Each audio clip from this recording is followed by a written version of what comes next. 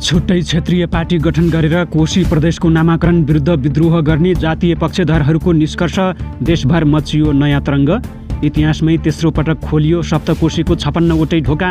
भारतको बिहार राज्यमा भयो भागाभाग। नेपाली युवा रोजगारीका लागि विदेश पलायन भइरहेका बेला नेपालमा काम गर्न यति धेरै विदेशी कामदारले लिए श्रम स्वीकृति। दक्षिण कोरिया र जापानदेखि अमेरिका, रुस र चीनसम्मका कामदार नेपाल आइपुगे। हिमाचल प्रदेशमा प्राकृतिक प्रकोपमा परि 55 जना भन्दा बढीको मृत्यु। शिमलामा पहिरोले मन्दिर बगाउँदा 30 जना भन्दा बढी पुरिए। नेपालबाट टमाटर आयात गर्न थालेपछि भारतमा टमाटरको मूल्य आधा घट्यो। अप्ठ्यारोको बेला नेपालबाटै भारतले लियो फाइदा। र पाकिस्तानमा चिनिया नागरिकमाथि भएको आक्रमणमा भारत सरकारको हात रहेको चीन र पाकिस्तानको आरोप। पाकिस्तानबाट बलुचिस्तान टुक्र्याउन भारतले यस्तो खेल खेल्यो। नमस्कार। ग्रेटर नेपाल टिभीले तयार पारेको अन्तर्राष्ट्रिय न्युजहरूको सङ्गालो ग्रेटर न्युजबाट यहाँलाई हार्दिक स्वागत छ। अब ग्रेटर न्युज विस्तारमा। कोशी प्रदेश नामाकरण विरुद्ध आन्दोलनरत पहिचान पक्षधरले क्षेत्रीय पार्टी निर्माण गर्नुपर्नेमा पहिचान पक्षधर बुद्धिजीवीहरूले जोड दिएका छन्। पहिचानको आन्दोलनका माग र मुद्दालाई सम्बोधन नगरी राष्ट्रिय पार्टीहरूले खोला नाला र नदीको नामबाट प्रदेशको नामाकरण गरेको भन्दै उनीहरूले आगामी दिनमा क्षेत्रीय पार्टीको निर्माण आवश्यक भएकोमा जोड दिएका हुन्। तर पहिचानको आन्दोलनलाई नजिकबाट हेरिरहेका राजनैतिक विश्लेषक तथा प्राध्यापक कृष्ण पोखरेल भने यो विषय बौद्धिक बहस मात्रै भएको बताउँछन्। विराटनगरमा शनिबार आयोजित एक कार्यक्रममा पहिचान पक्षधर बुद्धिजीवीहरू प्राध्यापक महेन्द्र लावती, लेखक तथा विश्लेषकहरू खगेन्द्र साङ्ग्रौला, भवानी बराल र डम्बर खतिवडा लगायतले क्षेत्रीय पार्टीको आवश्यकता रहेको औँलाएका थिए। उनीहरू सबैको एउटै निष्कर्ष थियो, अबको विकल्प पहिचानलाई आत्मसात गर्ने क्षेत्रीय पार्टी निर्माण। तर प्राध्यापक पोखरेलले भने त्यस्तो सम्भावना भए पनि साझा धरातल नभएको बताएका छन्। नयाँ पार्टी गठन गर्ने सम्भव नै नभएको होइन, तर अहिलेको समस्या भनेको प्रदेशको बनावट नै मागमा आधारित नभएर आपूर्तिमा आधारित भएको उनले भनेका छन्। एकभन्दा बढी पहिचानवालाको जमघट रहेको यो प्रदेशमा कसले के नाम राख्दा कुन पहिचानको पक्षमा हुन्छ, 3-4 वटा नाम राख्न मिलेन, त्यहीँनिर कठिनाइ रहेको छ। उनले क्षेत्रीय पार्टी निर्माण गरे पहिचानका कतिपय मुद्दा स्थापित गर्न सकिने वा नाम परिवर्तन गर्न सकिने विषयको बहस पनि बौद्धिक गफ जस्तो लागेको बताएका छन्। साउन 2 गते त्रिभुवन अन्तर्राष्ट्रिय विमानस्थल भन्सार बाहिरबाट जफत गरिएको सुनको एकिन तौल 60 किलो 716 ग्राम किलो कायम भएको छ। बरामद सुन मङ्गलबार गालेर जोख्दा 60 किलो 716 ग्राम किलो भएको राष्ट्र बैङ्कको टक्सार महाशाखा प्रमुख थानेश्वर आचार्यले जानकारी दिएका छन्। उनका अनुसार 73 ग्राम सुन जर्तीमा गएको हो। यसअघि ब्रेक सुनबाट निकालिएको सुन निकाल्दा हिजो 60 किलो 789 ग्राम भएको थियो। मोटरसाइकलको ब्रेक सुमा लुकाएर ल्याइएको सुन हिजोदेखि जोख्ने प्रक्रिया सुरु गरिएको थियो। यसअघि ब्रेक सुबाट छुट्याइएको सुन गालेर बिस्कुट आकार बनाइएको थियो। साउन 2 गते त्रिभुवन अन्तर्राष्ट्रिय विमानस्थल भन्सार कार्यालयबाट जाँच पास भएर बाहिरिएको सुन राजस्व अनुसन्धान विभागले समातेको थियो। अहिले सुन तस्करीबारे केन्द्रीय अनुसन्धान ब्युरो CIBले अनुसन्धान गरिरहेको छ। बालुवाटार स्थित ललिता निवास सरकारी जग्गा हिनामिना प्रकरणमा नेपाल प्रहरीको केन्द्रीय अनुसन्धान ब्युरो CIBले पूर्व प्रधानमन्त्री माधव कुमार नेपालसँग बयान लिएको छ। CIBले नेता नेपालसँग 3 घण्टा समय लगाएर बयान लिएको हो। सर्वोच्चले 21 साउनमा ललिता निवास प्रकरणमा निर्णय गर्ने अधिकारीलाई पनि अनुसन्धानको दायरामा ल्याउन आदेश दिएसँगै CIBले सोमबार बेलुकी मुख्य सचिव लीलामणि पौडेलसँग पनि बयान लिएको थियो। आज पूर्व प्रधानमन्त्री एवं गठबन्धनमा सहभागी नेकपा यसका अध्यक्ष नेता नेपालसँग बयान लिएको हो। CIBले उच्च पदस्थलाई अनुसन्धानको दायरामा ल्याउन लागेको हो। नेता नेपाल प्रधानमन्त्री भएको समय 2066-67 ताक मन्त्री परिषद बैठकले बालुवाटार स्थित विशिष्ट व्यक्तित्वको निवास विस्तारका नाममा सरकार मातहतको समरजङ्ग कम्पनी स्वामित्वको 25 रोपनी 5 आना 3 पैसा 1 दाम जग्गामा गैर कानुनी रूपमा नक्कली मुही खडा गरी भूमाफियालाई सट्टा भर्ना दिने निर्णय गरेको थियो। सप्तकोशी नदीमा सोमबार बिहान यस वर्षकै पानीको उच्च बहाव भएपछि कोशी ब्यारेजका सबै 56 वटा ढोका खोलिएको छ। कोशी ब्यारेजको इतिहासमै 56 वटै ढोका खोलिएको यो तेस्रो पटक हो। यसअघि सन् 1968 मा 7,88,200 क्युसेक तथा सन् 1987 मा 5,83,000 क्युसेक प्रति सेकेन्ड पुग्दा 56 वटै ढोका खोलिएको इतिहास रहेको छ। पछिल्लो पटक सोमबार बिहान 6 बजे सप्तकोशी नदीमा पानीको बहाव 4,62,000 क्युसेक प्रति सेकेन्ड पुगेपछि जोखिम बढेकाले सबै 56 वटा ढोका खोलिएको कोशी ब्यारेज कन्ट्रोल रुमले जनाएको छ। कोशी ब्यारेजको कुल भार वहन क्षमता 9 लाख क्युसेक प्रति सेकेन्ड रहेको छ। मधेसतिर खासै वर्षा नभए पनि पहाडी क्षेत्रमा अविरल वर्षासँगै सप्तकोशी नदीमा पानीको बहाव उच्च भएको कन्ट्रोल रुमले जनाएको छ। कोशीमा पानीको बहाव उच्च भएपछि खतरा सम्बन्धी सङ्केत स्वरूप ब्यारेजको पूर्वी कोणमा रातो झण्डासँगै रातो बत्ती बालिएको थियो। यद्यपि पानीको जलस्तर घट्दै गएकाले सवारी आवागमन नरोकिएको जिल्ला प्रहरी कार्यालय सप्तरीका प्रवक्ता डिएसपी नरेश कुमार सिंहले जानकारी दिएका छन्। रोजगारी खोज्दै वर्षेनी लाखौँ नेपाली विदेश जान्छन्।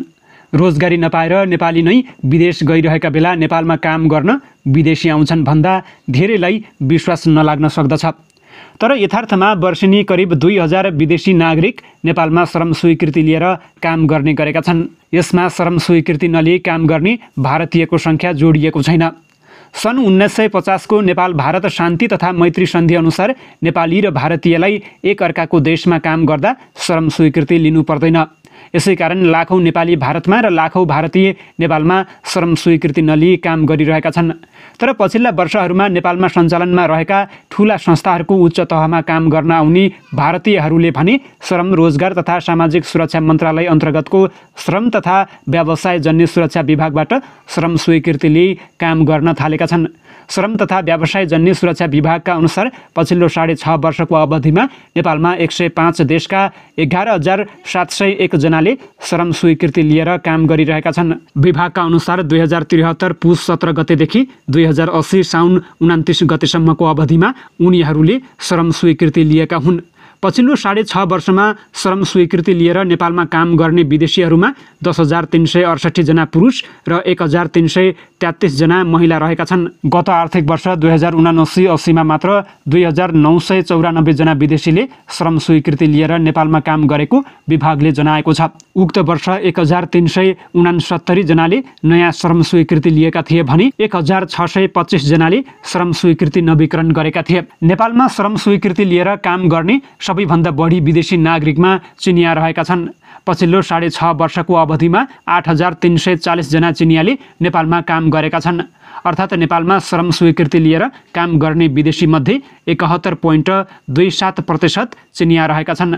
विभागका अनुसार श्रम स्वीकृति लिएर नेपालमा काम गर्ने विदेशीमा चिनियापछि क्रमशः बेलायती, अमेरिकी, दक्षिण कोरियाली, भारतीय, जापानी, अस्ट्रेलियन, श्रीलङ्कन, जर्मन र फिलिपिनोको सङ्ख्या ठुलो रहेको छ। बितेको 6.5 वर्षमा 527 जना बेलायती, 374 जना अमेरिकी, 269 जना दक्षिण कोरियाली, 238 जना भारतीय, 233 जना जापानिज, 225 जना अस्ट्रेलियन, 116 जना श्रीलङ्कन, 108 जना जर्मन र 92 जना फिलिपिनोले श्रम स्वीकृति लिएर नेपालमा काम गरिरहेका छन्। Italy, France, Canada, Cameroon, Bangladesh, Nigeria, Spain, Pakistan, Malaysia, Thailand, Netherlands, Sweden, Brazil, New Zealand, Finland, Vietnam, Bhutan, Ireland, Turkey, Ghana, रुस, Denmark, Australia, Ukraine, Mexico, Belgium, Myanmar, दक्षिण अफ्रिका र सिङ्गापुर लगायतका देशका नागरिकले पनि नेपालमा काम गर्न श्रम स्वीकृति लिएका छन्।